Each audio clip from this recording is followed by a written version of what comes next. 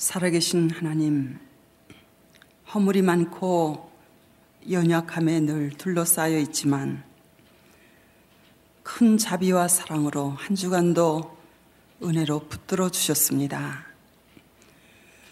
그 은혜에 감사하고 감격하는 심정으로 주 앞에 아버지의 품을 찾아 나온 주의 백성들을 축복하여 주시옵소서. 오늘 하나님의 집에 새로운 많은 일꾼들을 세우시는 귀한 날을 주셨으니 감사합니다. 저희들도 우리에게 맡겨주신 직분에 굳게 서서 진실과 사랑으로 봉사하는 새 마음을, 새 결심을 이번 주에 다시 허락하여 주시옵소서. 말씀을 기다립니다.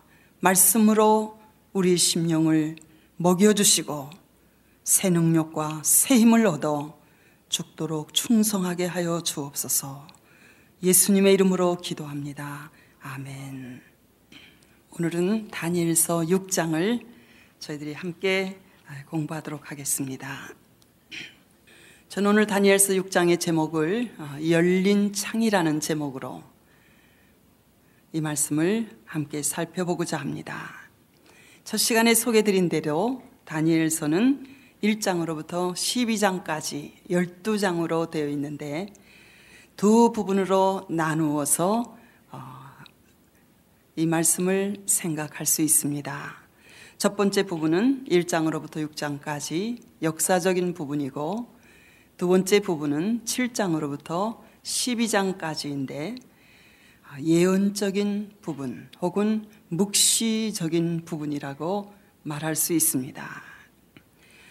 구약에는 바벨론 시대부터 그리스도의 재림으로 말미암아 하나님의 나라가 종말적으로 이루어지기까지의 역사적인 거쳐야 할 사건들에 대한 예언의 말씀이 특별히 대표적으로 다니엘서 7장으로부터 12장까지 기록되어 있고 그리고 이사야서의 24장으로부터 27장까지 그리고 스가랴서에는 9장으로부터 14장까지 그리고 요엘서 전체 그리고 신약성경에서는 우리가 잘 아는 대로 요한계시록이 바로 종말적으로 되어질 여러 날 후에 되어질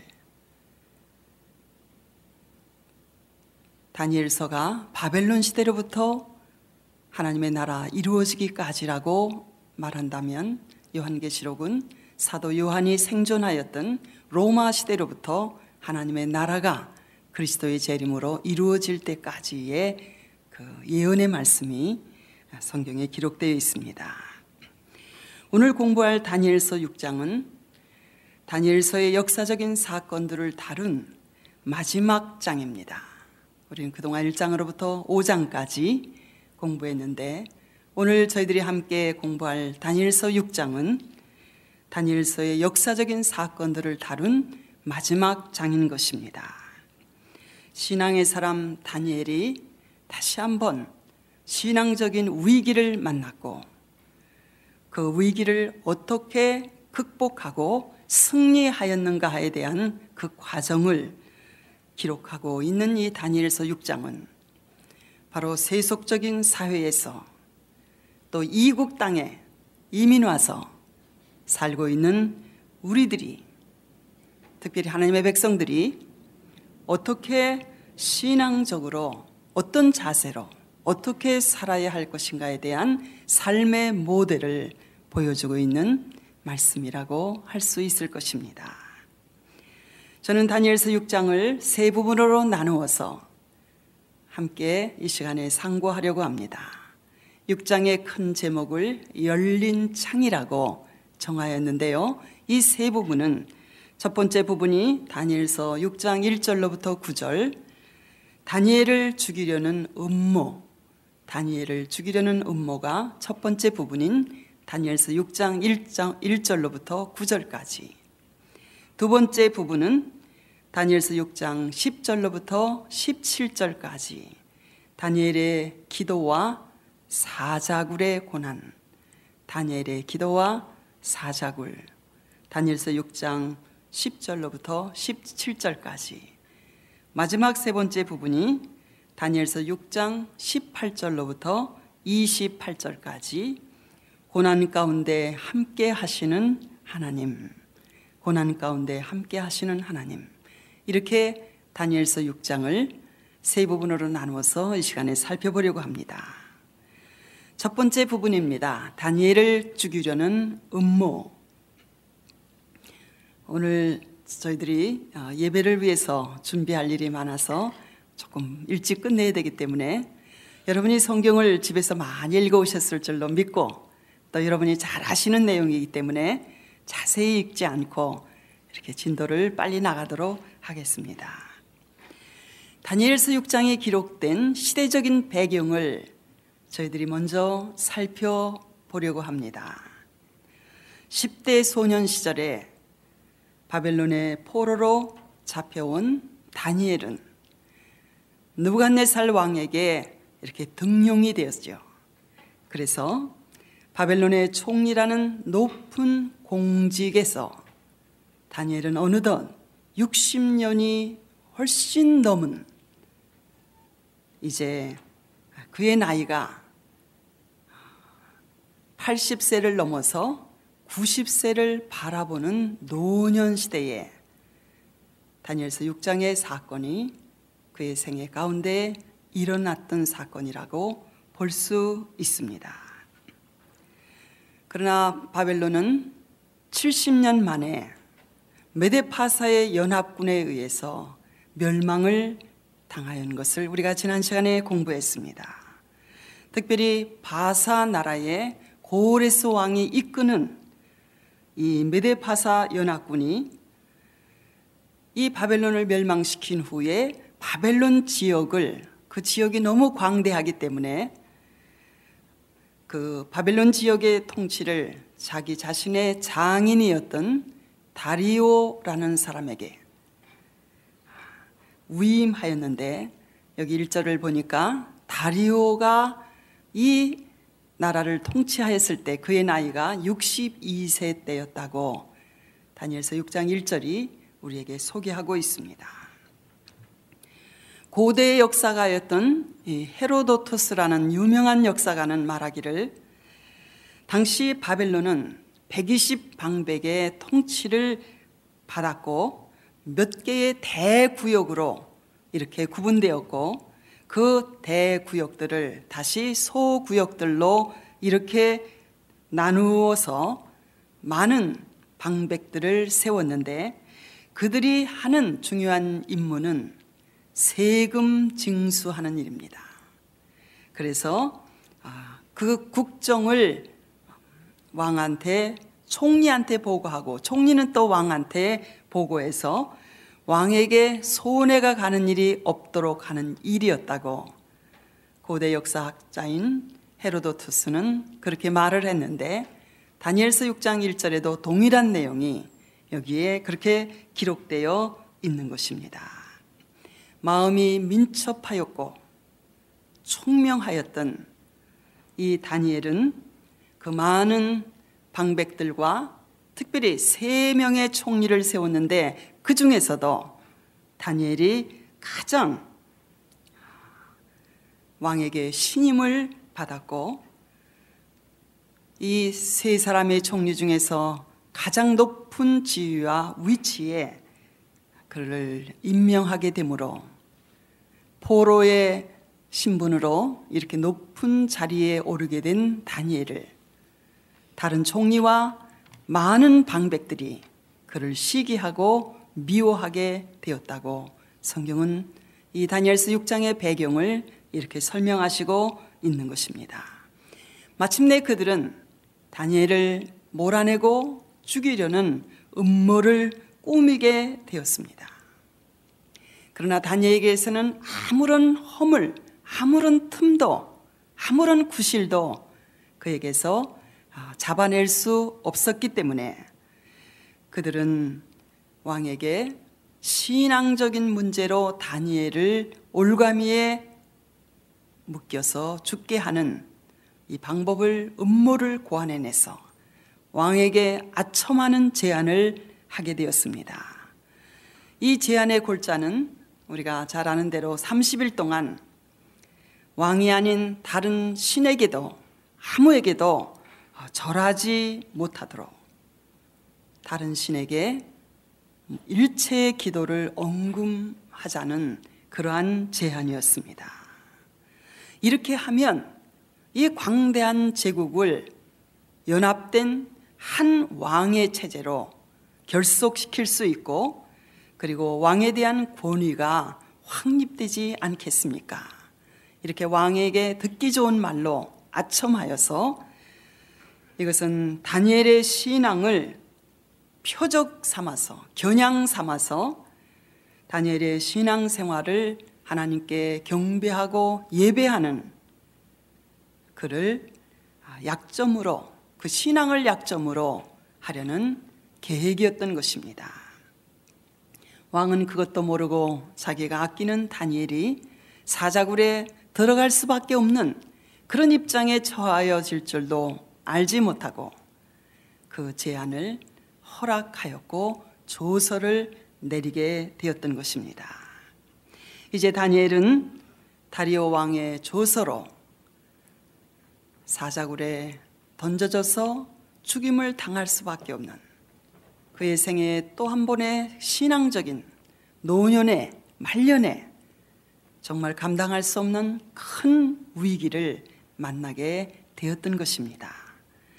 이제 다니엘서 6장의 두 번째 부분은 10절로부터 17절까지입니다. 다니엘의 기도와 사자굴의 사건이지요. 우리 다니엘서 6장 10절 굉장히 중요한 말씀입니다. 우리 한 목소리로 다니엘서 6장 10절을 같이 읽으시겠습니다.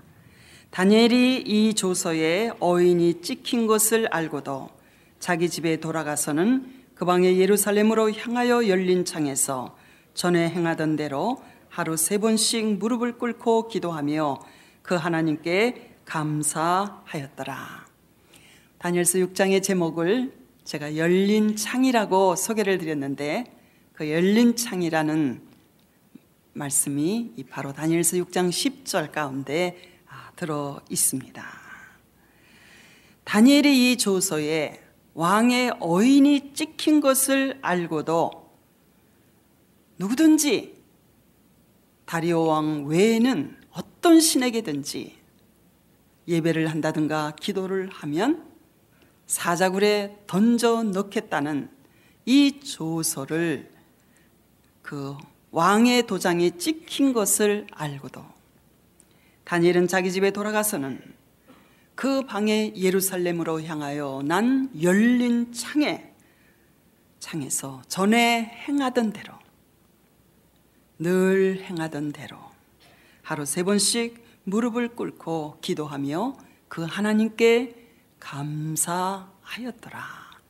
이렇게 다니엘서 6장 10절에 기록되어 있습니다. 다니엘은 이 조서가 다른 사람도 아닌 자기를 겨냥해서 만들어진 악한 법이고 불합리한 법이라는 것을 그는 잘 알고 있었습니다. 이럴 때 다니엘은 어떤 반응을 왕과 그 신하들에게, 자기를 미워하고 죽이려는 사람들에게 나타내었는가?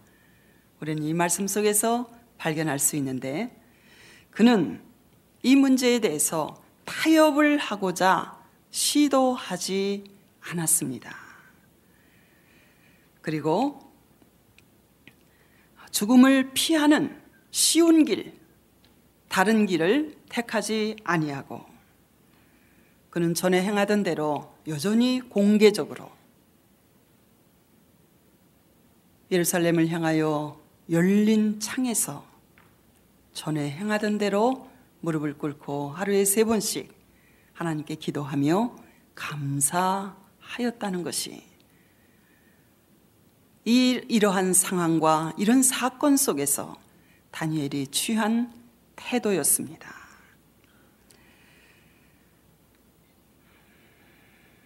다니엘이 이 문제를 피할 수 있는 방법은 없었던 것은 아니었습니다. 한 달간만 30일만 기도를 쉬면 되었고, 혹은 기도를 하되 조용히 숨어서 아무도 못 보게 창문도 다 꽁꽁 닫고 혼자서만 눈에 안 띄게 조용히 묵상 기도했으면 아마 그는 이러한 어려움을 피할 수 있었을 것이었습니다. 그러나 다니엘은 자기의 일거수일투족을 집요하게 끈질기게 감시하고, 그리고 추적하는 원수들 앞에서, 자기를 대적하는 사람들 앞에서 그는 아무런 시도도 아무런 타협도 그는 하지 않았고 조금도 흔들림이 없었던 그의 자세를 성경은 우리에게 기록해 주시고 있는 것입니다. 전에 행하던 대로 여전히 하나님을 향한 충성심과 경외하는 마음으로 그분을 향하여 기도하는 다니엘의 중심이 있는 그의 신앙생활을 말씀하시고 있습니다.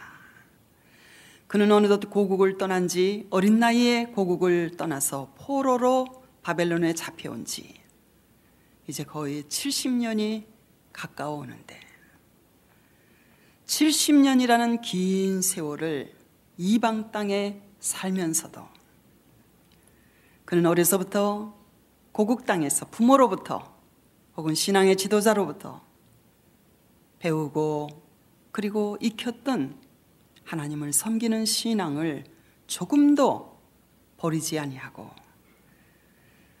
그가 이렇게 죽음 앞에서도 흔들리지 아니하고 충성할 수 있었던, 하나님을 섬길 수 있었던 비결이 어디에 있었는가를 다니엘서 6장 10절이 우리에게 소개하고 있는데, 그것은 그에게 열린 창이 있었다는 것입니다.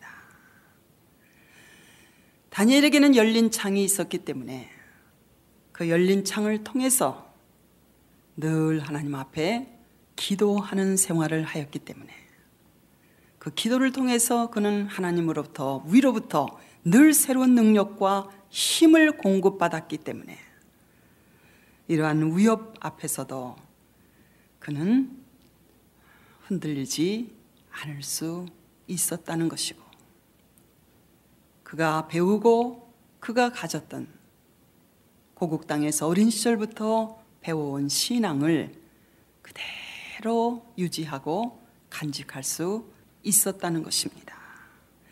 그에게 열린 창이 있었다는 것은 다니엘은 기도하는 사람이었다는 그런 뜻인 것입니다.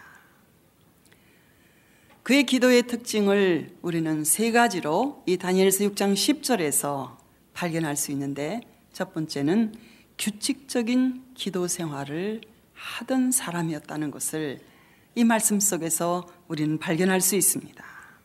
하루에 3번씩 열린 창을 향하여, 예루살렘을 향하여 열린 창을 향하여 하루에 3번씩 전에 행하던 대로 하나님 앞에 무릎을 꿇고 기도하며 감사하였다는 것입니다.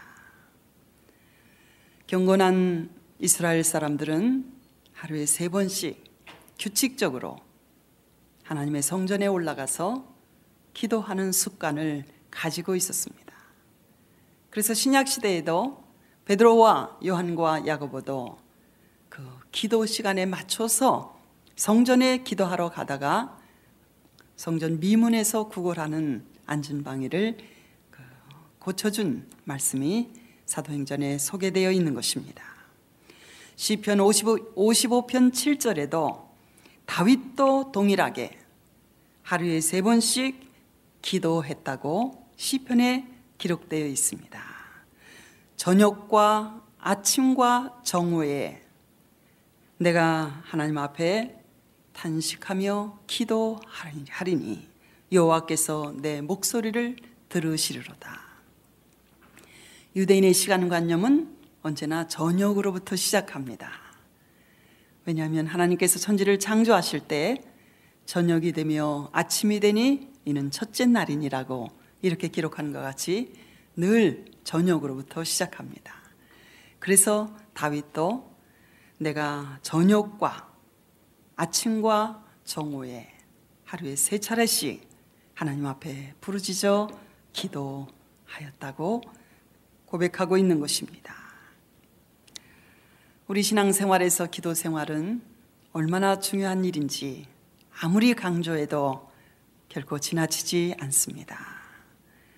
기도하여야만 하나님과 만나서 교제하고 그분과 대화를 나누고 사귐을 가져야만 위로부터 하나님으로부터 내려주시는 새 힘을 공급받을 수 있기 때문인 것입니다. 고국을 떠나 60년 이상을 바벨론이라는 이런 세속 국가 거기에서 중요한 공직 생활을 하면서도 다니엘이 하나님의 백성으로서의 정체성을 결단코 상실하지 아니하고 잊어버리지 아니하고 그대로 그가 유지할 수 있었던 바로 이 비결이 열린 창을 통하여 하나님께 기도하는 기도 생활에 그 비결이 있었다는 것을 볼 수가 있는 것입니다. 지난날에 저와 여러분이 아무리 은혜를 많이 받았어도 아무리 신비롭고 놀라운 신앙적인 체험을 많이 했었을지라도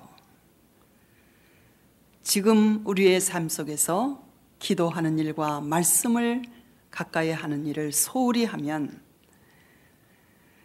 마치 머리가 잘려버린 삼손과 같이 우리의 신앙생활은 영적 능력을 상실할 수밖에 없는 것입니다. 전에 많이 기도했기 때문에 전에 많이 성경 읽었기 때문에 지금은 한참쯤 방학을 해도 아무 지장도 없고 아무런 문제도 없을 수 있는 사람은 이 세상에 한 사람도 없습니다. 날마다 새로운 은혜가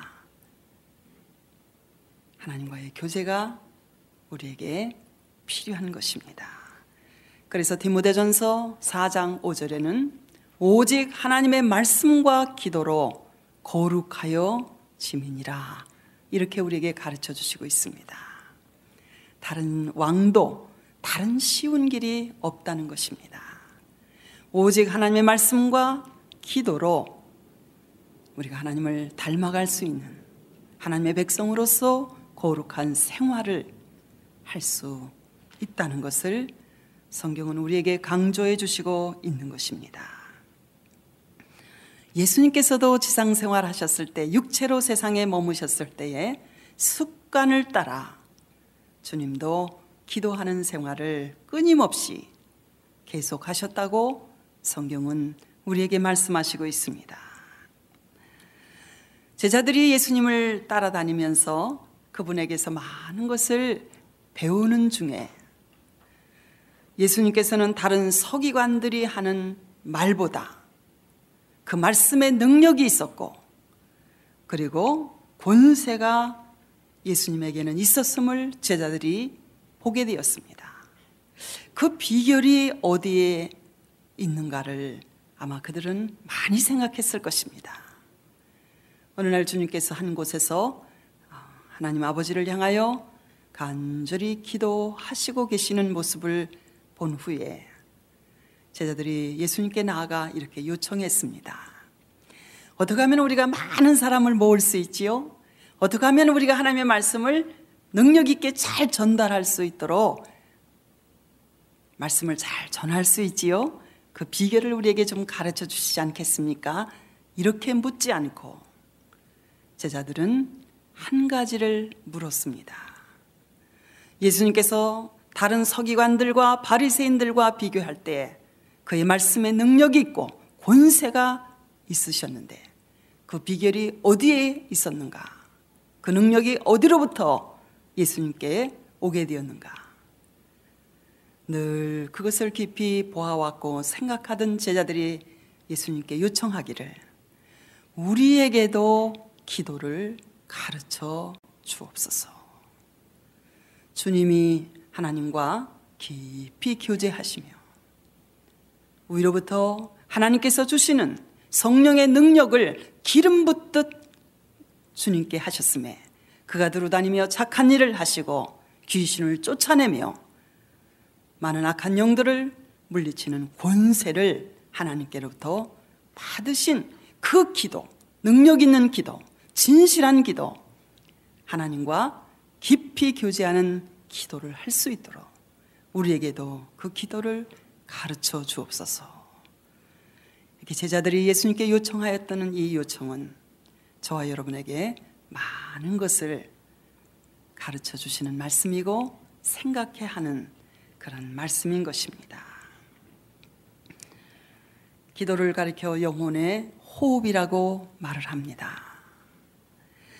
이 세상에서 우리는 우리의 생명이 다하는 날까지 숨을 쉬어야만 우리는 생존할 수 있습니다.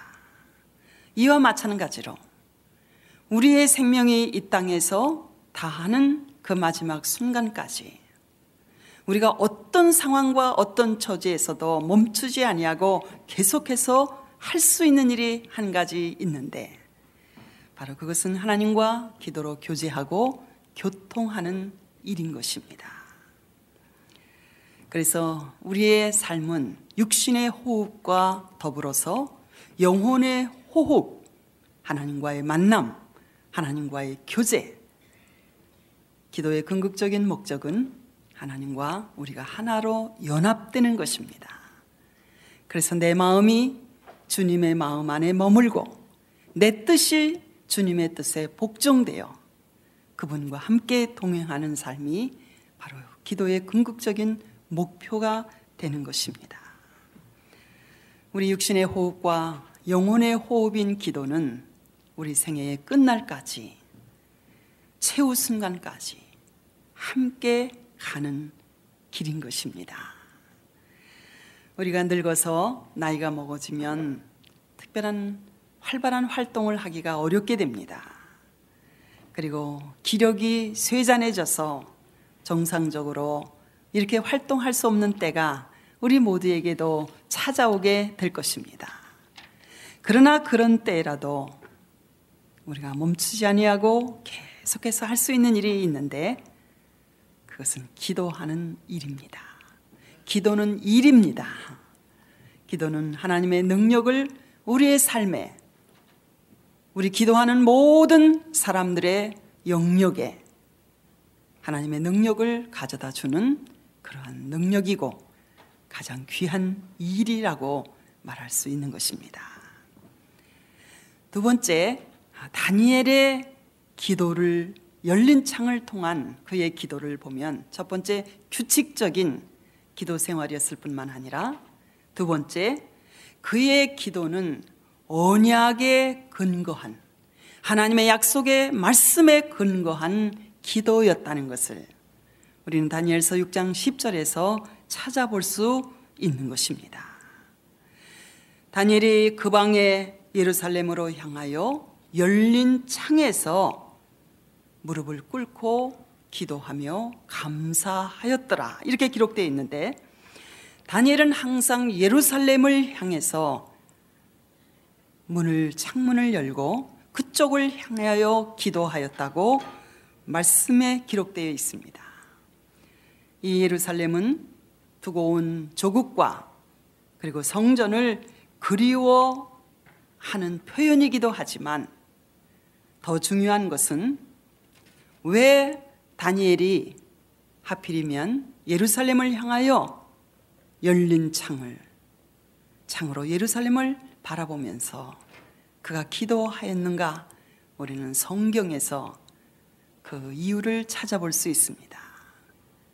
다윗이 죽은 후 BC 950년경 솔로몬은 아브라함이 독자 이삭을 하나님의 명령에 순종해서 제물로 바치려고 했던 모리아 산의 정상, 바로 성전산에 하나님의 성전을 건축한 후에 하나님 앞에 이 성전을 봉헌하면서 솔로몬이 하나님과 언약을 맺은 성전 언약이 있습니다. 그것이 열왕기상 8장 46절에서 50절까지 기록되어 있는데 제가 시간이 없기 때문에 제가 그냥 읽겠습니다. BC 950년경 솔로몬이 성전을 아름답게 지어 하나님께 봉헌하면서 하나님 앞과 자기 사이에, 하나님 백성 사이에 맺은 언약이 있는데 그것을 가리켜 성전 언약이라고 일컫고 있는 것입니다. 솔로몬은 이렇게 하나님 앞에 기도하며 언약을 세웠습니다. 범죄치 아니하는 사람이 없사오니 저희가 주께 범죄함으로 주께서 저희에게 진노하사 저희를 적국에게 붙이심에 적국이 저를 사로잡아 원군을 물러나고 적국의 땅으로 끌어간 후에 저희가 사로잡혀간 땅에서 스스로 깨닫고 그 사로잡은 자의 땅에서 돌이켜 주께 간구하기를 우리가 범죄를 행하였고 패역을 행하여 악을 지었나이다 하며 자기를 사로잡아간 적국의 땅에서 온 마음과 온 뜻으로 주께 돌아와서 주께서 그 열조에게 주신 땅, 그 주의 빼신 성과 내가 주의 이름을 위하여 건축한 전 있는 편을 향하여 주께 기도하리니 주는 계신 곳 하늘에서 저희 기도와 간구를 들으시고 저희의 일을 돌아보시며 주께 범죄한 백성을 용서하시며 주께 범한 그 모든 허물을 사하시고 저희를 사로잡혀간 자의 앞에서 저희를 불쌍히 여김을 얻게 하옵소서. 혹시 이스라엘 백성이 범죄하여 하나님의 진노하심을 받아 먼 나라든지 가까운 나라든지 적국의 땅에 붙잡혀 갔어. 저들이 자신들의 죄를 뉘우치고 하나님 앞에 회개하며 바로 예루살렘 성과 내가 지금 지어서 하나님께 바쳐드리는 이 성전을 향하여 온 마음과 온 뜻으로 회개하며 저들이 기도하면 저들의 죄를 용서하시고 다시 이곳으로 돌아오게 해달라는 간절한 기도를 솔로몬이 하였는데 바로 이것이 하나님과 하나님의 백성 사이에 맺은 성전 언약이라고 불리우는 것입니다. 그래서 이스라엘 백성들은 바벨론의 여러 강변에 포로로 붙잡혀가서 그들은 시편 137편을 보면 우리가 바벨론의 여러 강변에 거기 앉아서 시온을 기억하며 울었도다. 예루살렘아 내가 너를 잊을진대 내 오른손이 그 재주를 잊을지로다. 내가 예루살렘을 기억지 아니하거나 내가 가장 즐거워하는 것 중에서 지나치게 아니할진대 내 혀가 내 입천장에 붙으리로다. 유대인들에게는 예루살렘은 자기 민족의 수도라는 그 개념 이상의 도시입니다. 수도라는 개념보다는 하나님이 계시는 성전, 하나님이 계시는 성소가 있는 곳이라는 개념이 유대인들에게는, 경건한 유대인들에게는 강한 것입니다. 예루살렘은 하나님이 계시는 처소로서의 성전 개념을 바로 이 솔로몬 시대 때로부터 지금까지 한 번도 흔들리지 아니하고 변함없이 유대인들은 가지고 있습니다. 그래서 전 세계에 건축된 모든 유대인의 회당들은 지금도 예루살렘을 향해서 강단 쪽이 예루살렘을 향하여 이렇게 위치하고 있음을 볼 수 있습니다. 1948년 이스라엘이 독립할 때까지 2000년 동안 디아스포라가 되어 전 세계에 이산되었던 유대인들은 그들이 어느 곳에 살든지 그들의 마지막 기도는 마치 우리가 아멘 하고 기도를 맞추는 것 같이 그들은 2000년 동안 마지막 기도를 내년에는 예루살렘에서 이 기도로 그들의 기도를 마쳤던 것입니다. 바로 다니엘의 기도는 하나님의 이 언약에 근거한 기도인 것입니다.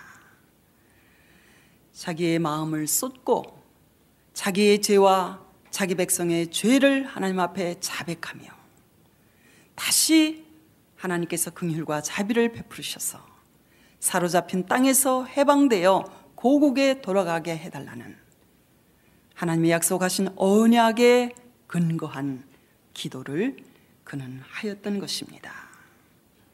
저와 여러분의 기도는 어디에 근거한 기도를 날마다 하시고 계십니까? 나의 기도는 언제나 변화하기 쉬운 나의 감정, 나의 주관적인 느낌, 이것에 흔들리고 이것에 따라서 채워지는 기도가 아닌지 오늘 이 말씀을 통하여 다시 우리의 기도의 자세를, 기도의 그 방법을 우리는 다시 한번 새롭게 하여야 될 줄 믿습니다. 다니엘은 비록 그가 생활하고 있는 곳은 바벨론이었지만 그가 바라보고 늘 묵상하고 향하였던 곳은 하나님이 계시는 성전 예루살렘을 향하여 있었다는 것입니다. 정말 기도하는 일은 우리의 타락한 속성을 가진 우리의 성품으로 가장 하기 어려운 일입니다. 꼭 기도해야 할 급한 일이 생겼을 때 기도하는 일은 우리 누구나 하는 일입니다. 그러나 다니엘과 같이 규칙적으로 날마다 하루에 3번씩 이렇게 끊임없이 하나님을 향하여 기도하는 일은 정말로 쉽지 않은 일입니다. 우리가 기도하지 못하도록 우리를 분주하게 만들고 바쁘게 만들어서 결국은 아무것도 하지 못하는 무기력한 사람으로 만들려는 사탄의 공격이 얼마나 이 기도에 강렬한지 모릅니다. 기도하기 위해서는 장애물이 많습니다.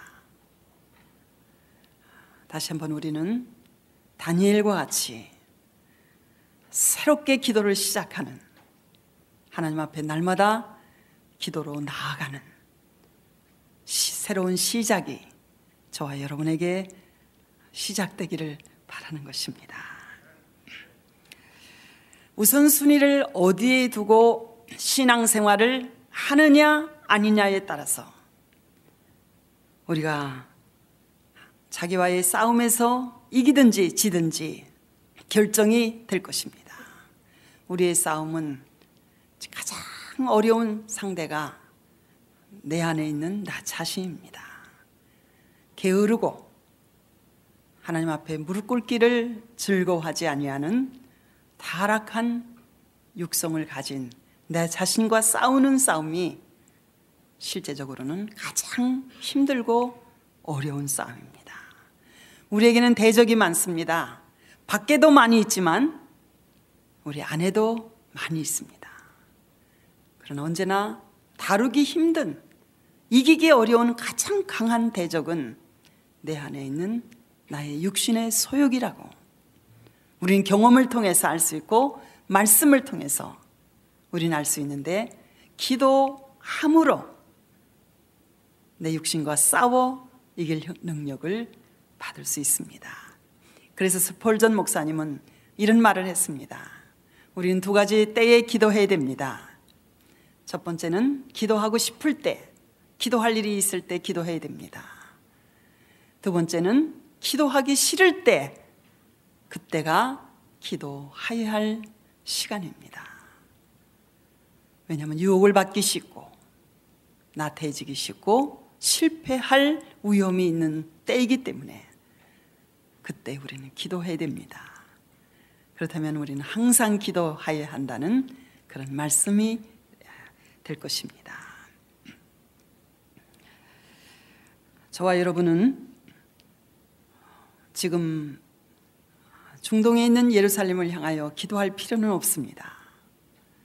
우리는 하늘에 있는 하나님의 보좌를 향해서, 하나님의 성소를 향해서, 그리고 장차 우리를 위하여 예비하신 하늘에서 내려올 새 예루살렘이 우리에게 내려올 것인데, 그때까지 우리는 하나님의 보좌를 향해서 날마다 그곳을 바라보며 기도하는 우리가 되어야 될 줄 믿습니다. 우리 영혼의 눈길이 날마다 누구를 향하느냐에 따라서, 어디를 바라보고 사느냐에 따라서 우리 삶의 방향이 결정되는 것입니다. 우리는 누구를, 어디를 날마다 바라보고 살아가고 있습니까? 어디를 향하여 우리 마음이 쏟고 있습니까? 다시 한번 다니엘의 기도를 통해서 하나님께서 우리 마음에 가르쳐 주시는 교훈을 저와 여러분을 받기를 원합니다. 세 번째 열린 창을 통하여 다니엘의 기도의 특징은 감사함으로 기도하였다고 성경이 말씀하시고 있습니다. 아마 다니엘은 자기를 신임하고 총애하는 다리오 왕을 찾아가서, 왕이 어떻게 나에게 이렇게 어려움을 주는 이런 조서에 어인을 찍으셨습니까? 왜 이렇게 나를 올무에 빠지도록 왕이요, 왜 이런 일을 허락하셨습니까? 아마 그는 왕에게 가서 항의할 수도 있었을 것입니다. 형편을 설명할 수도 있었을 것이었습니다.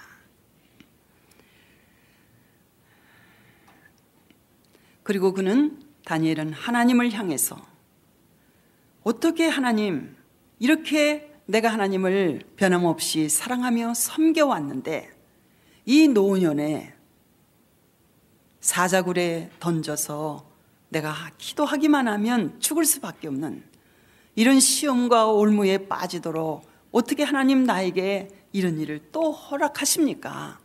하나님 어떻게 나에게 이러실 수 있습니까? 아마 다니엘은 하나님 앞에 찾아가서 불평할 수도 있었을 것이었습니다. 그러나 다니엘은 한마디로 이 모든 일에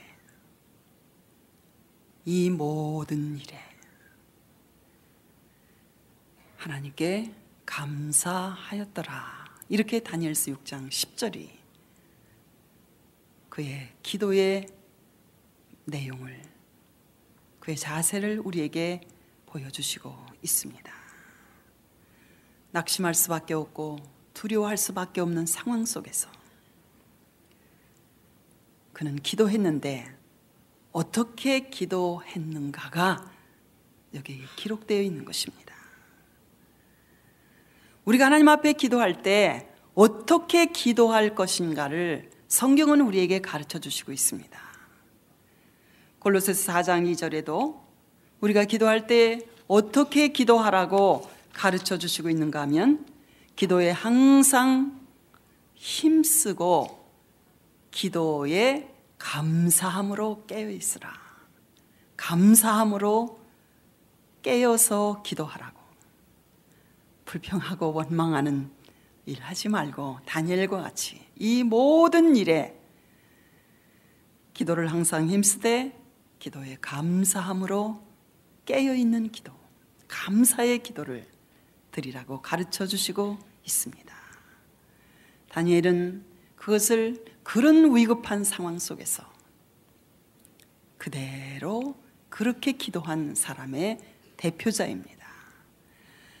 우리가 어떨 때에 감사할 수 있습니까? 지난날 우리에게 베풀어 주셨던 하나님의 모든 은총을 잊지 않고 기억할 때에, 헤어볼 때에 감사할 수 있습니다.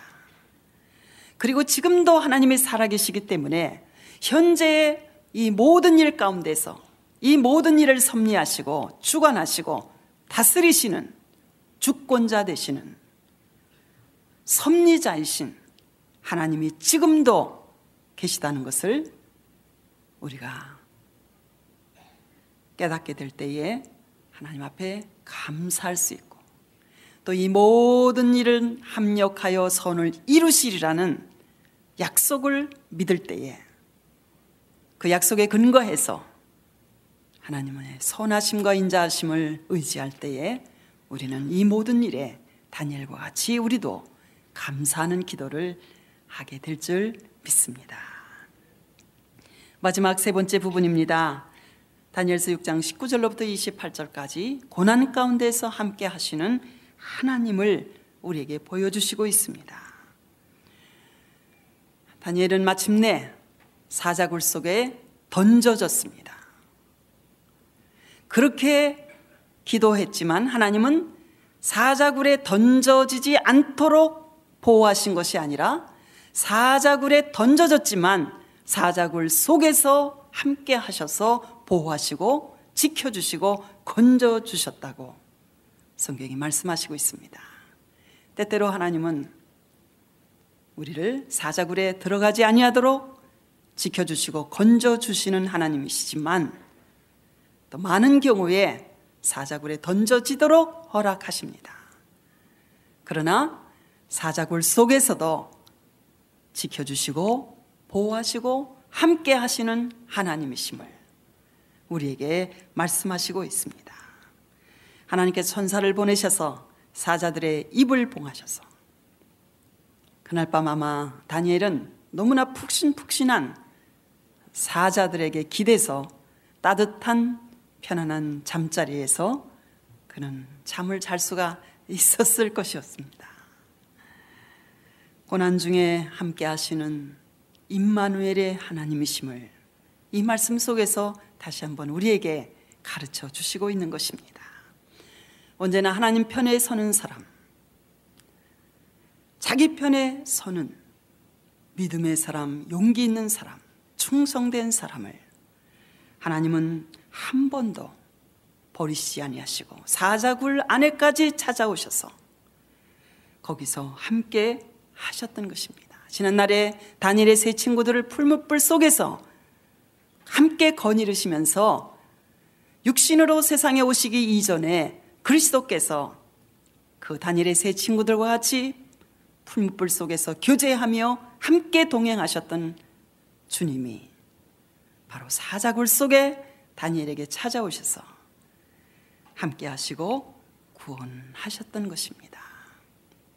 스폴전 목사님은 이런 말을 남겼습니다. 작은 신앙은 모퉁이에서 빛이 나지만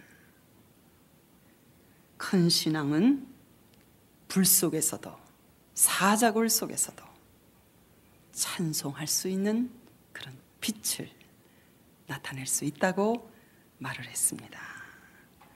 다니엘은 믿는 자의 최후 승리를 우리에게 보여주고 있습니다. 그를 잠수하던 자들은 사자굴에 던져졌을 때 그들의 발이 닿기도 전에 뼈까지도 다 사자들이 으스러뜨렸다고 성경은 말씀하시고 있습니다. 이 일을 통해서 다리오 왕의 입을 통해서 하나님은 페르시아 바사국 제국 안에, 메데 바사 제국 안에 하나님의 사시고 참되신 영광을 크게 나타내시는 계기로 하나님께서 이 일을 사용하셨던 것입니다. 28절에 보니까 다니엘이 다리오 왕의 시대와 바사 사람 고레스 왕의 시대에 형통하였더라. 이렇게 다니엘서 6장은 결론을 맺고 있습니다. 그렇습니다. 시편 75편 6절에 기록된 대로 대저 높이는 일이 동해나 서해로 말미암지 아니하고 남에서도 말미암지 아니하고 오직 재판장이신 하나님께서 우리를 높이시기도 하시고 낮추시기도 하신다는 말이 참 여전히 진리라는 것입니다. 다니엘은 이 바벨론 제국, 메데 제국, 바사 제국 3대 제국의 여러 나라가 망하고 흥하는 것을 목격하고 이 3대 제국의 왕들이 즉위되었다가 폐위되었다가 이런 모습을 그는 오랫동안 목격하면서 하나님만이 인생의 주관자가 되시고 세계 역사의 주관자가 되시고 섭리자가 되시는 통치자가 되신다는 사실을 그는 우리에게 증거해 주고 있는 것입니다. 마지막 교훈을 우리 삶에 적용할 수 있는 교훈을 말씀드리고 이 시간을 마치려고 합니다. 다니엘은 사방으로 우겨쌈을 받은 이 한가운데 적진 속에서도 그가 승리할 수 있었던 비결은 오직 그에게는 열린 창이 있었다는 사실인 것입니다. 우리도 기도의 사람이 되어야 합니다. 저도 다시 기도를 시작하려고 새로운 결심을 했습니다. 기도하되 우리가 다니엘처럼 우리 집안에 기도처를 우리 전에 목사님이 강조해서 말한 것 같이 수건을 깔고 기도처를 정하고 규칙적으로 하루에 3번씩 기도하면 더 좋겠죠. 기도의 창이 언제나 열려 있어야만 험난한 세상에서 세상을 이기고 나를 이기고 믿음을 지킬 수 있는 힘이 위로부터 주어진다는 사실을 우리 삶에 우리는 적용하여야만 할 것입니다.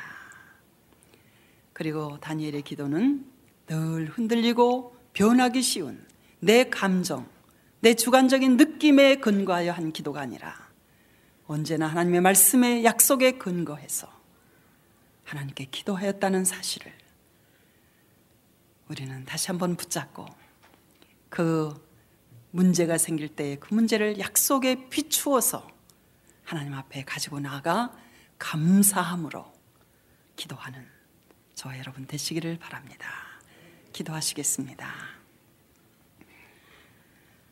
우리에게도 열린 창이 활짝 열려지게 하여 주셔서 하나님과 우리 사이에 신령한 교제가 날마다 이루어지게 하여 주시옵시고 우리가 받은 이 믿음을 우리와 우리 자손에게 세상 많은 사람에게 하나님의 사심을 증거하는 살아있는 믿음을 저희들이 갖게 하여 주옵소서. 승리하는 믿음의 사람이 되게 하여 주시옵소서. 그렇게 하게 하실 줄 믿고 그렇게 하게 하시는 하나님께 찬송을 드리며 예수님의 이름으로 기도합니다. 아멘.